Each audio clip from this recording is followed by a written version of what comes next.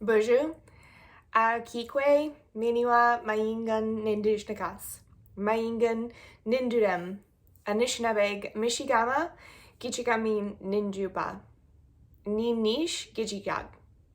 Hi, my name is Jess, but I am also called Earth Woman and Wolf. I am of the Wolf Clan, and I am of Anishinabeg, Ojibwe peoples of Michigan, of the Great Lakes and Great Waters there. I am also a two-spirit individual. And what I'm going to talk about today really is focused on this duality of life. So as somebody who knew very, very early on that I was two-spirited, that I had these male and female personas inside of myself and these male and female behaviors and things that I wanted to do inside of myself, I struggled quite a lot. And I struggled a lot with Native American teachings and my community because I grew up primarily in the city of Detroit with my mom, who was a Detroit public school teacher there. And what I found was that for much of my life, I felt very disconnected from my own Native community, from my own people and teachings, and the Ojibwe people that lived up in the upper peninsula of Michigan, which is about a 7-hour drive from where I lived in Detroit. So I had a very urban upbringing. I was in schools that were part of the Detroit public school system, and I went to school with a variety of people of different colors and ethnicities and races. And frequently I found myself not sure where I fit in to all of that. I wasn't sure where I fit in terms of my race. Was I white because I look white? Was I Native American because I did have ancestral ties? But even though I wasn't, living in that environment, did I present myself in a way that made sense to me as a person?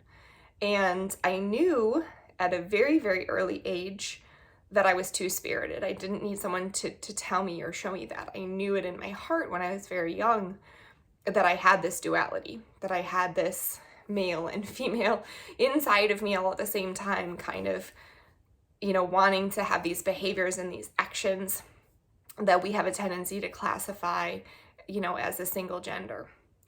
So what I have learned growing up in this very, very urban environment is that I didn't know how to integrate my community and my culture into the way that I lived every day. I wasn't sure if I should, wear Native American earrings or wear earrings that I had made.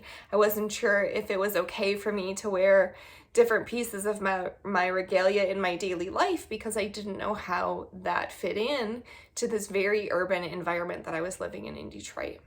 I didn't know if what made sense to me from a community standpoint made sense to the people that were around me. And so in this world that we're living in, we are often faced with these types of situations, these types of moments where we don't know what is the right thing. What is the way I should present myself? Do I, try to assimilate? Do I try to be part of the culture and the people that are around me? Or do I hold true to myself and true to the beliefs and the cultures that I grew up with? So, there will be this point in time where maybe you want to be like the people that are in the environment that you're in. You want to look like them and act like them, and you're not sure how your culture and your community fit into that. And you're not sure whether it's okay to be Native, whether it's okay to display that you're Native or to show that you're Native or to talk about it or have those types of conversations. And I think that we all struggle with identity in many respects. And as much of our Native culture has been taken away over hundreds of years, and much as a lot of what we used to have has been removed from our peoples, we have to realize that there's still the living truth, and there is still this opportunity for us to have everything that's great about being in an urban environment and being around people of different cultures, but still be truthful to ourselves. And so I think as you are growing up and as you are wondering, what do I do? Where do I fit? How do I belong? What's right? You really have to look inside, and you have to realize that what's right for you in that one moment may not be right in another moment. It may not be right 5 years from now. It may not be right 10 years from now.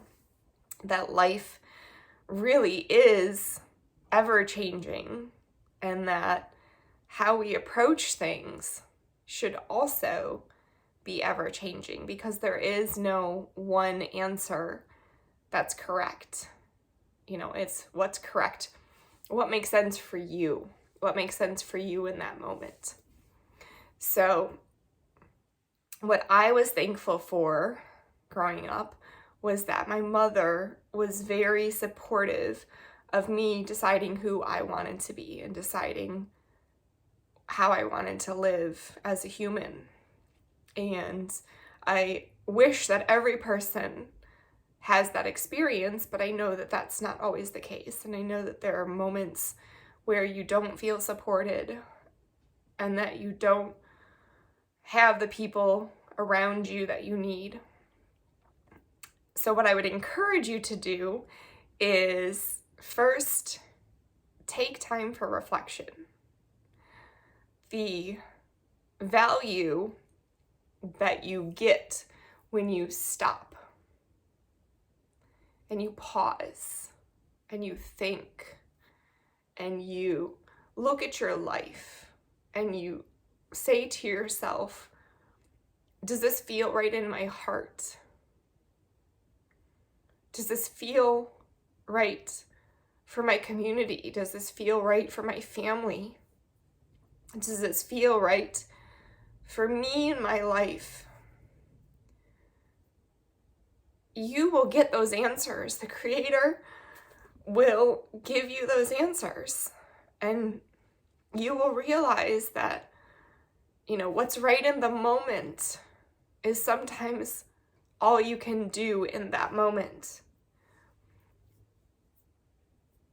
And when you reach this point where you feel very lost, or you feel sad, or you're not sure what your decision is,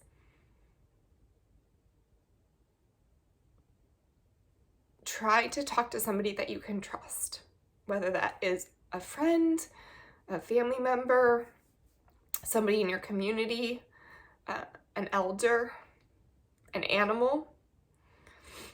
I have many conversations with my cat. I have conversations with the birds outside.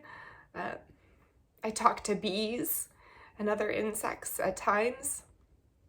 But for me, I find that I make that connection with whomever or whatever it is. I talk to trees occasionally too. My spouse thinks I'm nuts because I'll have a conversation with a tree. But there is wisdom. There's wisdom all around you.